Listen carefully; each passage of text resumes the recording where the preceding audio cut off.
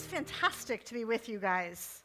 I love the energy in the room, and I love the fact that you, as Christian CEOs and business leaders, are really putting it all on the table to really figure out how to be better leaders and how to be better influencers for the kingdom. And I'm going to be talking about an element of that today.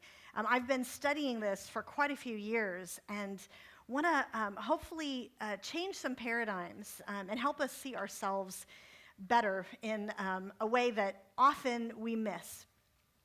I want to start with telling you a quick story about something that happened quite a few years ago that I first started to see that there was a need for this.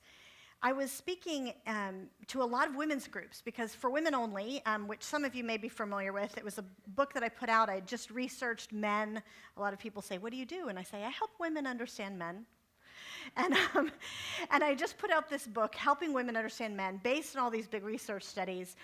And I was so busy flying around the country, speaking to women's groups. And because I'm not a counselor, because I'm a research analyst, really, I was always getting these questions at these women's groups, and some of them I didn't know how to answer, not being a psychologist. And one of the most common questions was from a woman at the end of me telling them about men. They'd raise their hand and they'd say, "Okay, Shaunti, I know you just spent all this time telling me that my husband really needs to know that I appreciate him, that I respect him, that that's like one of his greatest emotional needs. But what if I don't? Right? Like, what if he's hurt me? What if there are these issues? What do I do?" And it was a really hard question to know how to answer, not being a psychologist. And so I started to look into this, like, how do I answer that question? What's some more research on this? And over the years, I saw a process that was suggested by a couple people, and I started to try to test it, because that's what I do in these research projects. I would try something and test it, survey, figure out what happens, better before or after, what does it look like? And I started to see some really remarkable changes that were happening in people. And so this one Saturday, I fly to a church in Colorado, do another women's event. And this woman asks that same question. What if, she stands up and she says, my husband and I, they were basically on the verge of divorce. They had a couple of kids. Her husband had, I think, a pornography addiction. There were all these issues. She was just mad. And she said, what am I supposed to do? And I said, "Look, I'm so sorry for your pain, but let me suggest something based on this research I've been doing for the last number of years." And I suggested what eventually came to be called the 30-day kindness challenge. And she was like, "Okay, fine," and she sat down. And I fly away, right? This is usually when I go to these events, I never know the end of the story. I get on a plane and go on to the next event. 3 years later, I'm back in Colorado, completely different side of the state, different organization, having this kind of same discussion, the same conversation. A woman stands up, asks a very similar question, and I give her that same kind of an answer. I'm now further along in the research. I have more confidence in this answer I'm giving her. And she's like, "Okay, fine," and she sits down. And another woman raises her hand and stands up, but she doesn't have a question. She looks at this first woman and she says, "If you will do what she just said, you'll find it changes everything." And she looked at me and said, "You won't remember me, but 3 years ago, you came to my church in a completely different part of the state, and I asked a similar question. You gave me a similar answer, and everything in me wanted to ignore everything that you just said. But I also didn't want my kids to grow up in a broken home, and so I did it." And she said, "It changed everything." And she started to cry, and of course, I'm starting to cry at this point. And she said, "I had no idea until I started this. I thought all of our issues were because of him. I had no idea how much I was adding to these problems, how unkind I was being, and how much I was causing some of the very problems that I was most upset about." And she said, "This completely changed the trajectory of our relationship. It didn't solve those big issues that we had, because they had some big issues like his addiction, but she said it made it so much easier to solve." And she said, 3 years later, we love being married. She said, in fact, things have changed so much that our church just asked us to be marriage mentors. Because, the message like, come to this marriage ministry. If these people can do it, you can too. Like one of those kinds of messages. And she said, it changed everything. And I want you to imagine something just for a minute. I want you to imagine the change that happened in her life, her mindset, her marriage, and the change that happened in the lives then of their kids and everything else that flows, the domino effect from that. I want you to imagine that kind of change multiplied in your life, in the lives of your employees, the people who work for you, your other colleagues, your extended family, your community. Just imagine that kind of multiplication effect and what it could do, not just for you and not just for the people that you care about and the people who work with you, but what that might mean also for the advancement of the kingdom of God. So I'm going to share, as we go, I'm going to share some things that you can do. I'm going to explain what the 30-Day Kindness Challenge actually is, what led to all of this. But that's going to come in just a second. First, I want to explain a little bit about the research, just so you know where this is coming from. One of the things that I found over the years of all of the research studies that I've done, when I look back over all of them, and my job is basically to dig out the things that are going to help you thrive in your life and your relationships. And I'm now on my 9th nationally representative study. And we do these massive, expensive, I've spent more than $500,000 on the research over the years to try to bring this really good, rigorous data. And one of the themes running through all of the studies so far is that whether you thrive in your life and whether you thrive in your relationships, it turns out it is far more correlated to how you treat other people than how you yourself are being treated. It is far more correlated to how you treat others than how you are treated, which is exactly what the opposite of the culture tells us, correct? I mean, what our culture tells us is you got to get yours. You got to watch out for your own self. You got to make sure things are fair. And it may seem that that's a good effort to try to make things better in your marriage, or to try to make things better in your business, or to try to make things better in your community. It sort of seems kind of logical. It turns out statistically it's not. It turns out that this is that paradox where Jesus talks about looking out for the interests of others that absolutely makes a huge impact. Basically, this idea of that whether you're thriving is far more related to how you treat others than how you are being treated, this is basically one of the great truths of leadership that you all have seen reflected in so many of the books and so many of the talks and so many of the studies that you've seen on how to be a great leader, is really at the base of it, that is this truth.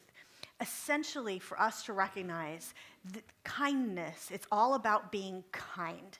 And kindness matters, not just a little, but a lot. You want to be a better leader? Be kind. If you want a better marriage, be kind. We've found statistically, you want a better sex life? Be kind. Like, it's amazing. Want to be a better parent? There are so many ways that this impacts us. Here's the catch, though. For this to work in this way, there's a couple of truths for us to recognize. The first is that for this to work, it means you have to be kind when you really don't want to be, okay? The second thing that we have to realize is that every single one of us in this room, I can say probably 100%, we already think we are kind. Every single person in this room is sitting here thinking, oh, wow, I really wish Jennifer was here to hear this. You know, I really wish Bobby was here. Man, they could use this talk, right? And the reality is, no, actually, we have absolutely no idea. This is one of the biggest surprises of this whole study. We have no idea. When we think we are such kind people, we are completely deluded. we are not nearly the people of kindness that we think we are, as you'll see in just a minute. What was the most important thing that woman in Colorado learned? What was the most important thing that changed everything for her? Her behavior, her mental state, her outlook, what she was doing. She had no idea that she was not as kind as she thought she was. And once her eyes were open to that, what happened was she started to try to reach out to her husband in some different ways, being very mindful of that, and it made it so much easier. It softened his heart. He started to reach out back to her, and then so on and so on. And that is the thing that really led to this massive change in their relationship. And it had to start with her eyes being opened. She was blind to the fact that she is not as kind as she thought she was, and so are we. This applies to every single person in this room. We want to be people of kindness. We want to look like Jesus. It's not about, as Steve was saying, it's not about being nice. Kindness is much stronger. It looks out for the best interests of the other person. It's willing to have the hard conversations. Niceness is trying to kind of keep everything all pleasant and surfacey, and sometimes avoiding some of the difficult things because you want to keep things all pleasant and surfacey. Kindness is willing to go deep. It's strength. We think we're there, we're not. We need a training ground to become those people. So that's what we're going to be talking about specifically. How do we do that? What does this look like? This is what was this massive research project. So let's start with this.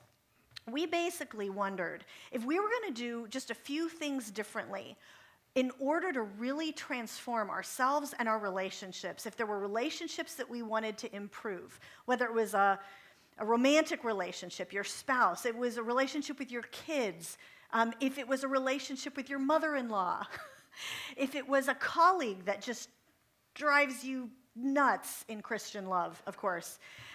What does it look like? What would you do specifically? So we had a study group of more than 1,000 people over the course of about 2.5 years in order to understand if you do this and then you do something for 30 days or something for a certain number of days and you measure before and after impacts, what are the most important things that will work? And this is what we eventually codified, essentially, as the 30-day kindness challenge.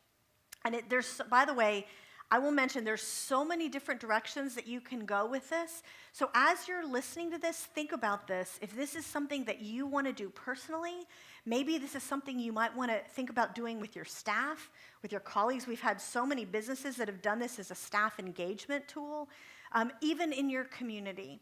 For those of you who've been put in positions of community leadership and use your business as a leader in the community.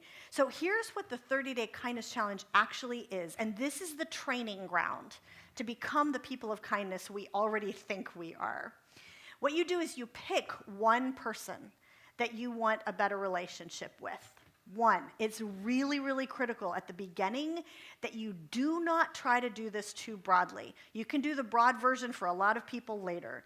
The first time you do the 30-day kindness challenge, we found it undermines it if you try to do it with more than one person. This will become your boot camp. So you pick that one person, your spouse, your child, the colleague, the mother-in-law. And for the next 30 days, you do 3 things. This is very simple, 3 things. First, you say nothing negative about that person, either to them or about them to somebody else. Nothing negative. This is, for example, suppose I'm doing this for my husband, okay? And now you may already have a great relationship. You just want to make it better, okay? But so, for example, let's say I'm doing this for my husband. And it drives me bananas that, he doesn't pick up certain clothes on the floor, or that he doesn't do the chores or something. Let's just say that's what it is. For 30 days, I can't talk to him about that. I can't complain about that. And I can't go to my girlfriends at work and say, ugh, he's so frustrating, right? Just nothing negative for 30 days. Next thing, every day for 30 days is to find one thing that you can sincerely praise about this person. And you tell them and you tell somebody else. So I can't complain about something with my husband, but I'm looking for things to praise. And so I notice, he came home from work early to take the kids to soccer or whatever it is. And I tell him thank you for that. And then I go to my girlfriends at work the next day and I say, you know what he did? He came home early to take the kids to soccer. And what I'm doing is basically putting into action Philippians 4:8, which is thinking about those things that are excellent and lovely and worthy of praise, rather than what's worthy of driving me crazy, okay? The third thing, every day for 30 days, is to do one little action of kindness or generosity, just something little. So, for example, when I did the 30-day kindness challenge the first time, I actually did it for my teenage daughter. She's a great kid, but she's 16. She can roll her eyes with the best of them, And my head wants to explode. Apparently, I'm the only parent in here who feels like that. But so what I would do is, as I was trying to go through this, I realized an action of generosity for her. We think of actions of generosity as being an action of service. That's one type of generosity, but that's not the only type. For example, for her, an action of generosity would be for me when I was sitting at the computer and working on a deadline, and she comes in, she wants me to spend a couple of minutes watching a little YouTube video that she found really funny. My normal pattern would be like, okay, honey, I'll do that in half an hour when I turn this in. And it's an action of generosity to turn to her, take my attention off the screen for a minute, and just spend 3 minutes watching this funny video. It's a little thing, but it's an action of generosity that matters. You will find that this one little practice for 30 days suddenly opens your eyes in ways that you didn't, you see things you never saw before. So let me tell you what the findings were as we did this study over the course of about 2.5 years. We found 89% of relationships improved. 89. That number is huge in social science. We don't see those kinds of numbers. And then I realized, wait a minute, it makes perfect sense that 89% of relationships would improve, because the biggest thing that's changing is you're impacting the other person, certainly. The biggest thing that's changing is you're completely changing you, right? You're changing your mindset. So it makes perfect sense that 89% of relationships would improve. If you do this for multiple people and 89% of relationships improved, the common denominator is you in all those relationships. The other thing that we found that was really, really encouraging is that when it came to romantic relationships, the 89% was all types of relationships, and then we dived into some of the different aspects of it. To me, 3 out of 4 feeling more love, feeling more affection if they were doing it for a spouse or a romantic partner, that makes perfect sense. But the number that really blew my mind was that third one there. Look at that for just a second. 2/3 of the people that did this did it for someone, and usually, by the way, out of that 1,000 people in the study group, the vast majority, the other person didn't know they were even doing this. They had no idea that this was being done for them. All the work was being done by the person doing the challenge, and yet 2/3 felt more loved and appreciated by their partner. They were the one doing all the work, and yet at the end, they felt more appreciated. That to me speaks to that is a statistical proof of the Jesus paradox of what happens, that he who gives up his life will find it, okay? So why would all these numbers be what they are? How is it that it impacts you? Let's talk through what you're going to see as you go through and do this, along with a couple of little lessons. This is what you're going to see happening in you, in your employees, in the people around you, in your community, to the degree that you do this with others. First of all, we find that the process really changes how you're going to feel about this other person. And it gives you a new appreciation for the other person, because let's just think about it for just a minute. If you're irritated with this colleague, let's just say it's a colleague. If you're irritated, and you tell that person you're irritated, and you tell somebody else that you're irritated, are you going to be more or less irritated? More. We all know the answer to that question, right? But if you're irritated and yet you refuse to talk about it, and you refuse to complain about it to somebody, and now remember, this is just for 30 days, people, okay? It's just 30 days. But you don't do that, and instead, you're looking for the things to praise, and you're focusing on those, and you're talking about those, and you're telling that person and somebody else about those things. Are you going to be more or less irritated? Yeah, we all know the answer to this. This is how God has designed us. I was telling the group yesterday when we were talking about the study that we did on finding rest. We were talking about this because it's a similar principle of, we are told in the Bible, we were told by Paul, when he was in the middle of massive persecution, massive hardship, he's writing the book of Philippians, he's chained to a wall. And yet he says, look, in the middle of all of this, I want you to rejoice. I'm going to say it again, rejoice. And it's like, okay, buddy, you're in prison, you're chained to a wall. We're being persecuted. Things are really hard. How do you rejoice in a prison? How do you rejoice in a difficult marriage? How do you rejoice when things are just going south in your business? What does that look like? And he said, here's what you do. This is the answer. This is God's prescription. Philippians 4:8. You think on those things that are lovely. You focus on those things that are excellent. You focus on those things that are worthy of praise rather than what's worthy of driving you crazy. And you will start to see your mind changing. I was talking to a woman, I'll call her Nadia. She's one of the most senior women in corporate America who isn't a CEO of a massive company. She is extremely well regarded. Everybody loves working with her. I do a lot of women's leadership programs, and we were setting up a women's leadership program with her company, this massive company. And she's the senior most woman in the company. And she has this very high level of respect amongst everybody that she works with. And she found out that I was doing this study. And she said, I want to tell you a story of how I ended up being the type of person that I am. She said, because I didn't used to be somebody like this. I didn't used to be someone people really enjoyed working with. And she was working in another state. It was 15, 20 years ago. And she and another colleague, who were both senior manager peers, they had a boss who was a very, very difficult, harsh management personality. And like all the leadership books, pretty much everything the leadership books tell you not to do, this boss was doing. And it was very hard on Nadia and this other female colleague who were the next layer underneath her. And she, Nadia, constantly would, anytime these horror stories would happen with her boss, she'd essentially go out to lunch or, have the water cooler conversation with this other colleague and say, oh, you're not going to believe what the latest thing was. And over time, started to notice that this colleague would be like, oh, I'm so sorry. And, she would listen and she would sympathize, but she wouldn't engage. Like, she wouldn't complain back. And you know how annoying that is? Like, when you want somebody to go, oh, yeah, me too. Let me tell you my horror story. Like, that's kind of what Nadia was looking for, And this colleague never would do that.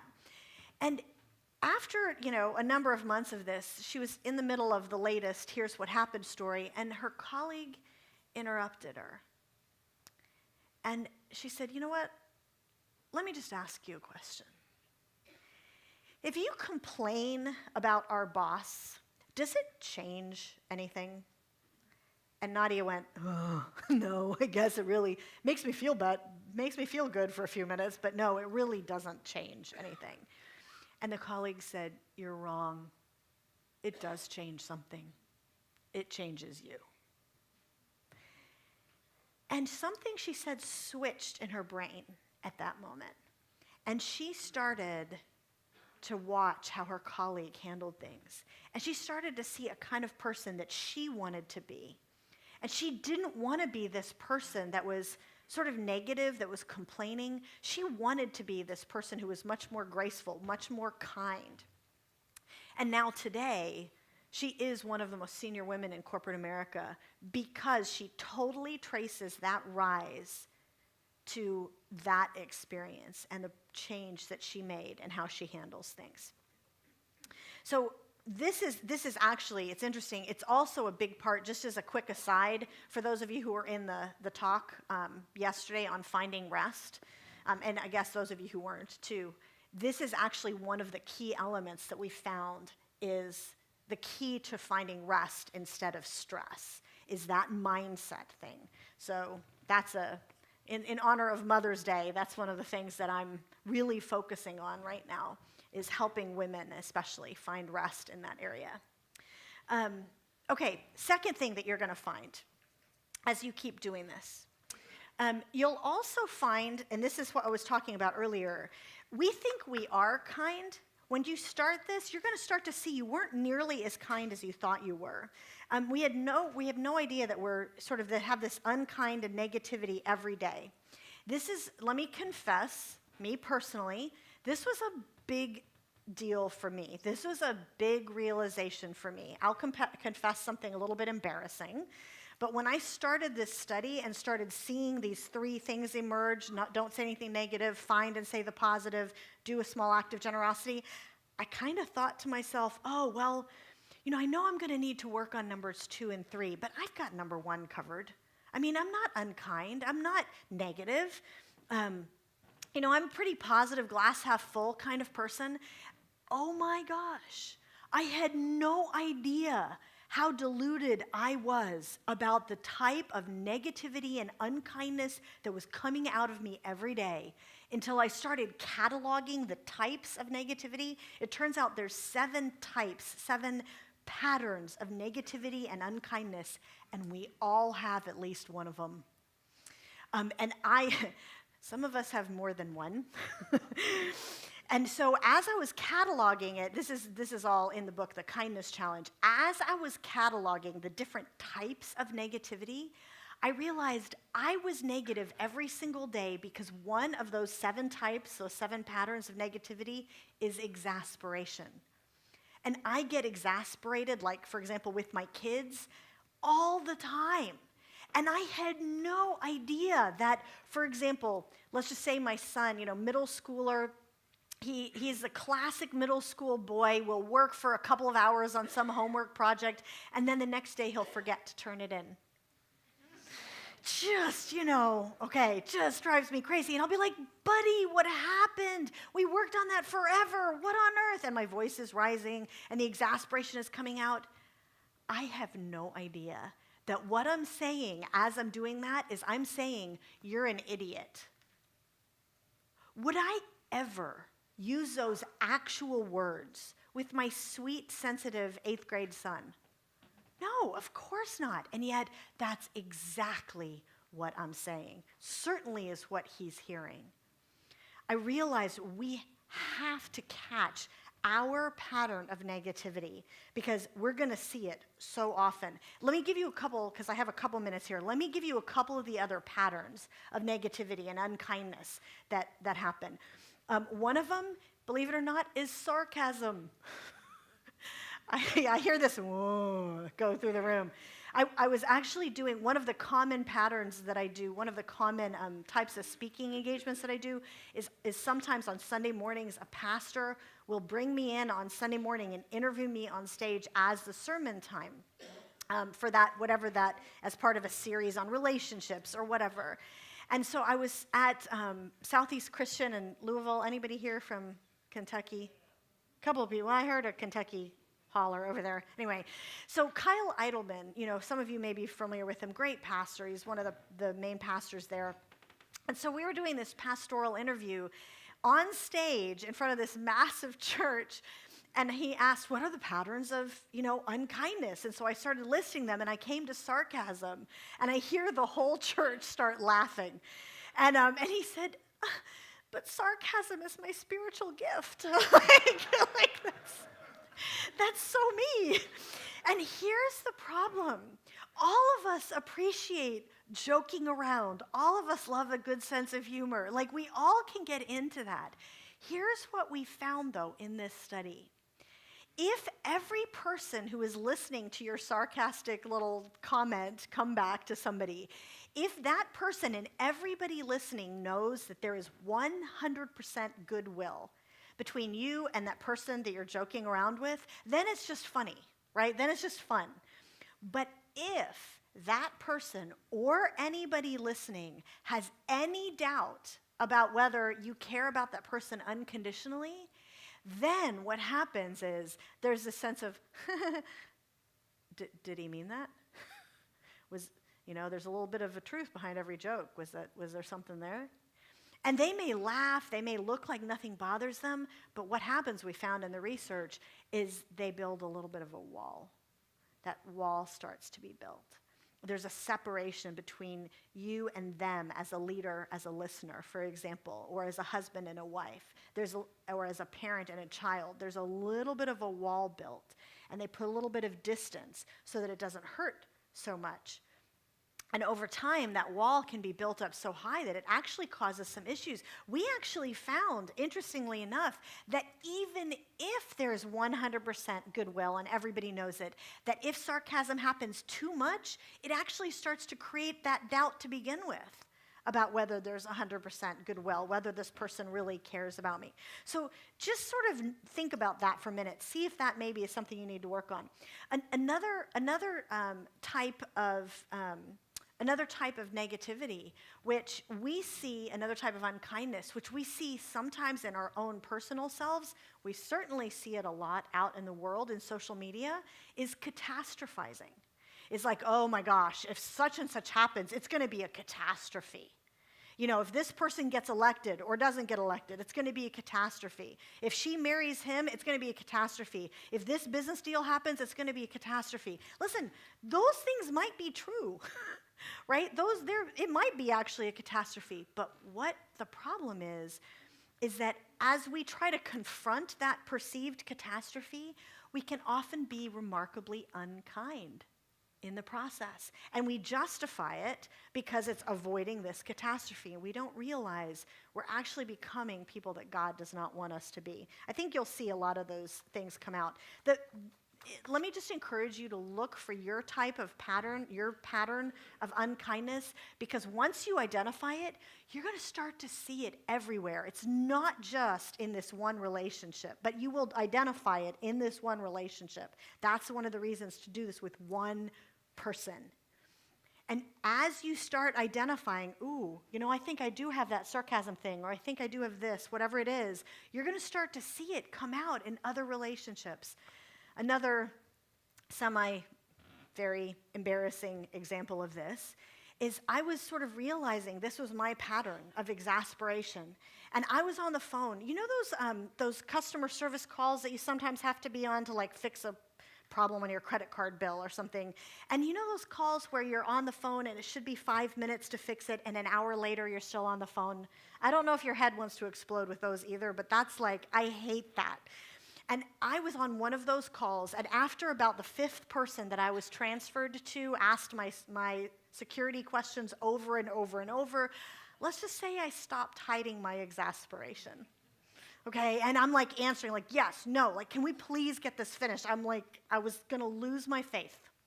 I mean, it was exasperating. And finally I get transferred to the last person along, who does actually know what they're doing. They're just quite slow. And they're like, can I ask your security question? Yes, this, that, and I'm like, I'm sorry, I'm getting irritated. It's just I've been on the phone for an hour and 5 minutes at this point. She's like, I understand. And, she eventually did solve it.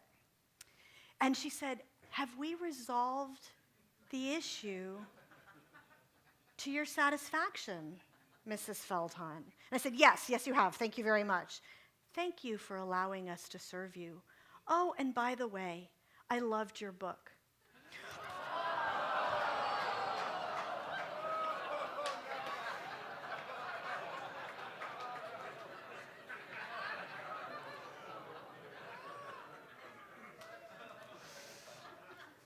Yeah, bad day. I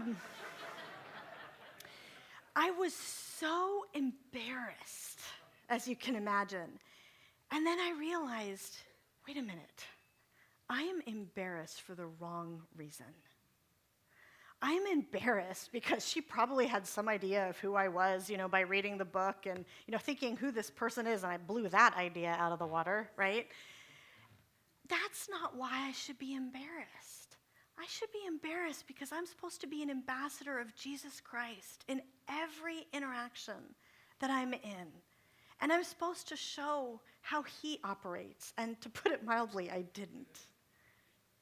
That is the challenge for us. It's not about doing these things so we can have better relationships. The point behind having better relationships is because this is our kingdom impact into these other lives that need it, that need, as in a dry and thirsty land, that need that water poured into them. And that's our job as believers, whether it's a husband pouring into his wife or into your child or into the people that work for you or into a culture that has become really cold and hard and unkind. That's the point, is that it shows this is what Jesus Christ is like. And it's a challenge for all of us. So the final point that I want to make here about what happens in you, there's two more, but the main one that is the follow-up to this is that we really have thought all this time that we were very kind and sweet people. And we start seeing that not only are we not, that we're more unkind than we thought we were, but we're not on the positive side. We're not actually being as sweet and kind and giving and outgoing and pouring out as we thought we were. Actually, one of the things that we found in the survey that was fascinating to me was that, honestly, people went on the survey when they are asked, how often do you think you praise this other person? How often do you think you pour into them? How often do you express affection to them? Whatever the situation was, how often does that happen? And everybody said, the average answer, the vast majority of people said, probably about 2 to 3 times a day. That was the average answer. And then they get the one person and they do this for 30 days, and they have to make sure that they do this at least once a day. And they realize, oh my goodness, I'm actually saying something out loud maybe 2 to 3 times a week. It's not nearly the 2 to 3 times a day that I thought it was. The problem is that we think these things. We don't realize we don't actually say them. We have no idea we are not pouring out into others in the way that we think we are. And some of it is just because, we don't recognize, sometimes it's that we don't recognize what's important to the other person. Like I was telling the marriages talk yesterday, the breakout, that one of the things that when I talk to women's groups, I often will talk about, men, your husband, your boyfriend, your son, that men look big and strong and confident, and on the inside there's a lot of self-doubt that we as women don't know is there. You men, you've had us fooled, totally. And that a huge way of expressing to your husband how you feel about him isn't to say, I love you, because that works for us as women who have a doubt about whether we're lovable. But for men who have a question about, do I measure up? Am I any good at what I do? Do I have any idea what I'm doing? Is somebody going to find out? And I have no idea what I'm doing. For men, what we found that soaks into their soul is when their wife says, thank you for the little things of life. Thank you for noticing that I was so upset after work and sitting down and talking to me. That made me so happy. Or thanks for bringing my coffee in the morning and taking good care of me. Thank you. That, for us as women, we don't realize that pours into you as men. I was actually doing a women's event in Wisconsin right after we found the answer to that thank you thing we've been looking for years of what can you say to a man that's the equivalent of I love you. And I was speaking at this big women's event in Wisconsin. I was so excited to be able to share what we had learned on the survey. The book wasn't out yet, but I was excited to share this. And as I shared this thank you thing, this one woman who was sitting kind of front and center in this huge room, she popped up and marched out the door. And, sometimes I recognize that some of the things that I say, they can be a little bit hard to hear. I recognize that. I was like, oh, well. She comes up to me later at the book table, and her eyes are so red. She hadn't been offended. It turns out she'd been convicted. She said, I realize I never tell my husband thank you. She said, just this morning, as I'm leaving for this women's conference, I say, bye, honey. And he's like working on this, putting up this light fixture in the living room and that I've been wanting him to put up for months. And he's up there on the stool and he's sweating. He'd been up there for hours and it might have been a 5 curse word job.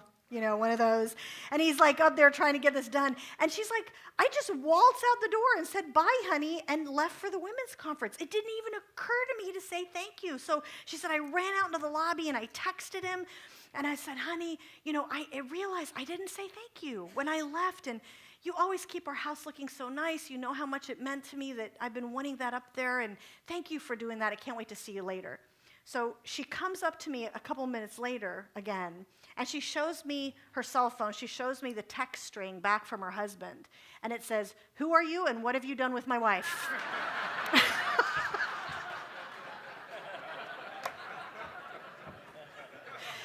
She's like, I think I need to work on this. We all need to work on this. There are so many ways we don't actually express those words of praise or affirmation or affection or appreciation in a way that we think that we do. And it's life-giving. And the final thing, just a quick note, is that the other thing you'll find is you start to do this, you'll start to see how you're good at these acts of generosity, how you're good at kindness in ways that you didn't really know mattered. Like me, for example, pulling my attention away from the computer and putting it on to my daughter when she has a little YouTube video. Like, that's a type of kindness I can do if I'm thinking about it. It's not hard. I just need to know it matters. And once I do, I can do it a lot more. Okay, so finally, let me just end with this thought here of how you can do the 30-day kindness challenge. What does this look like? These are ways that you can do this. Think about doing it personally. Think about how to do this if you want to do this with your staff, with your team, with colleagues. Think about even opening it up. Some of you run businesses where you could do this with your clients and customers. We had this one big bank that did it with their staff as an engagement exercise and then opened it up to all of their customers. And it ended up being then a way to reach the community. There was a group in Ocala, Florida that we heard about shortly after the book came out where a counseling center paired up with 2 main businesses in their community, paired up with a Christian radio station, and they all got together and did the 30-day kindness challenge for the community. And it was really, really successful. It was just a way of leading in the community. If you want a place to start, go to this website here, jointhekindnesschallenge.com. Now, this is if you're interested in this. Everything that I just said, you could do without having any other tools. But we've created free tools. This wonderful ministry sponsor stepped forward and put together this massive website for us so that we could just have this place to equip people if they wanted it. You can do these online assessments to find out what your kindness quotient is, where everybody is given a character. Like, if you get a certain score, you're Mother Teresa. If you get a certain score for where you're starting, maybe you're Miss Piggy instead. And then I actually heard of somebody who came up to someone and said, I got Voldemort. I'm like, I didn't actually know that was possible. So these things also, if you do this, there's also some other tools to be able to do this with. There's free videos, discussions. If you want to do this with like your small group at church, there's all sorts of ways to handle this. But also the most simple thing, as you see in the top left corner there, is seriously think about signing up for the email reminders. These are just simple emails with a little bit of coaching that comes out every day to keep you on track for those 30 days, with that little bit of coaching that's like, okay, what do you do if you want to kill your husband instead? Okay, what does that look like? And so it just helps keep you going, giving you kind of that water into your soul every day. So I really encourage you to just imagine the changes that can happen again. Now that you've heard about this, the changes that can happen in your life, your marriage, your parenting, your business, your colleagues, your in-laws, your community, because you took the initiative as somebody who's been given a mantle of leadership to lead the way in this one change. And if you, by the way, if you want to, we also do, if you're interested, we also do private label versions of this with companies, and you can contact my team member, Naomi, who's over there, if you're interested in that. Let me just end with this, encourage you in this way. I hope you've been getting a sense, as you've been listening to me, how much power God has put in our hands, really, to build people up or to tear them down. How much power God has given us with this superpower of kindness. And I'll leave you with this thought from the very wise Marvel universe. Anybody else here a Marvel fan? Please tell me I'm not the only one. Okay, I'm like huge Marvel fan. From the words that Uncle Ben told Peter Parker, Spider-Man, you've been given great power. And with great power comes great responsibility. So that's my encouragement to you all, is for us to take that power and use it well. All right? Thanks so much.